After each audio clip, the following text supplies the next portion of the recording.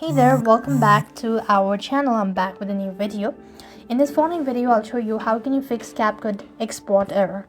If you're seeing or if you're facing such issue, then what you need to do is, in order to fix it out, you want to make sure to watch this video right till the end. So first of all, you want to launch the CapCut application. First thing first. Now that you're logged into your CapCut account, this is how it's gonna look like.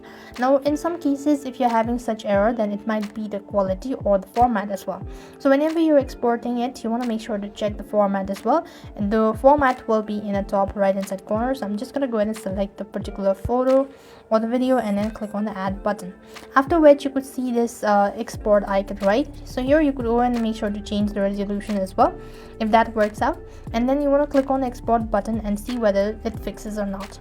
After which, what you could also do is, if the CapCut application is not available in your region, you could use or you could try using VPN and see whether that works or not.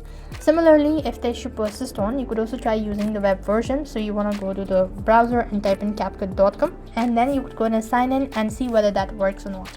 However, if the issue still persists on despite of doing all of these methods, then you could also try free up storage space. Now, insufficient storage is common reason CapCut fails to export videos.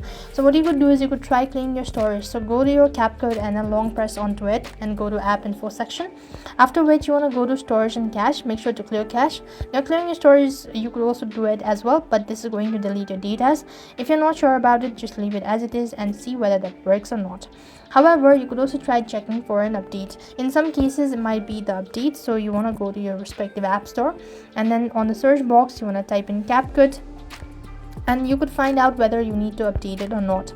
Try cleaning your storage, that is, delete some unnecessary files and folder, and see that works or not. So these are some of the ways to fix CapCut export error. I hope the video was helpful.